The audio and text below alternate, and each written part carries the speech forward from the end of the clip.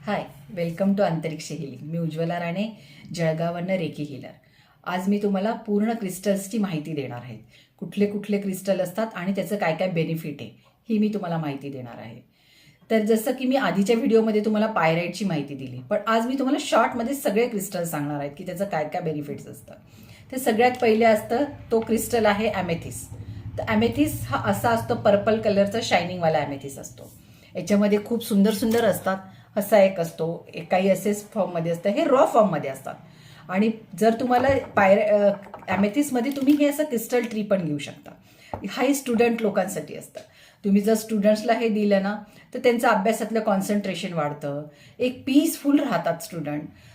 हा अशा प्रकारचा एक ॲमेथिस असतो. त्याच्यानंतर एक जो असतो हा रोज क्वार्ट असतो. हा रोज क्वार्टमध्ये पेन्सिल्स असतात किंवा वेगवेगळ्या प्रकारचे टंबल असतात. त्याच्यामध्ये रॉ स्टोन पण येतो.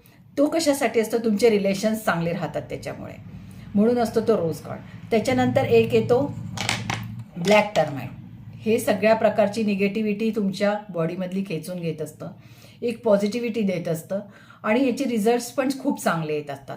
सगळ्याच क्रिस्टलचे रिझल्ट्स खूप छान येत असतात. फक्त तुम्ही ते कुठल्या कारणासाठी कुठलं असतं ते बघून घ्यायचं असतं. आणि दुसरी एक प्लेट येते ती म्हणजे अशी सॅलॅनाईट प्लेट असते. या सॅलॅनाईट प्लेटचं पर्पजच हे असतं की हे जे काय तुमचे क्रिस्टल्स असतात, ब्रासलेट्स असतात, हे जे काय असतात ह्या वस्तू चार्ज करण्यासाठी ही सॅलॅनाईट प्लेट असते. आणि या सॅलॅनाईट प्लेटचं स्वतःचं पण एक फंक्शन आहे, ते म्हणजे काय? ही संपूर्ण निगेटिव्हिटी याच्यामध्ये ॲब्सॉर्ब करून घेत असते. हे या सॅलॅनाईट प्लेटचं फंक्शन असतं. तुम्ही नुसती ही सॅलॅनाईट प्लेट पण घरामध्ये ठेवली ना तर तुमचे क्रिस्टल पण चार्ज होतात आणि तुमच्या घराला पण एक चार्जिंग मिळत असतं. म्हणजे ही सॅलेनाईट प्लेट ऑल ओव्हर खूप सुंदर वर्क करत असते. ज्याच्यामुळे जे लोक क्रिस्टल धारण करतात ना, बऱ्याच जणांना माहिती नसतं की त्या क्रिस्टलला चार्ज पण करावं लागतं, त्याला हील पण करावं लागतं. म्हणून ज्यावेळी तुम्ही ब्रासलेट्स घेतात ना त्यावेळी लक्षात ठेवा, ते ब्रासलेट्स तुम्ही जर एक ब्रासलेटचे चार्ज, जसं तुम्ही फोनला चार्ज करतात ना, ब्रासलेटला पण चार्ज करणं, किंवा तुमच्या घरात जे क्रिस्टल्स असतात रॉ फॉर्ममधले असेल, जसं तुमच्याकडे पायराईट असतील किंवा असे काही काही टंबल्स असतील, असे जे काही छोटे छोटे स्टोन्स असतील तुमच्या घरामध्ये, यांना चार्ज करणं खूप मस्ट आहे.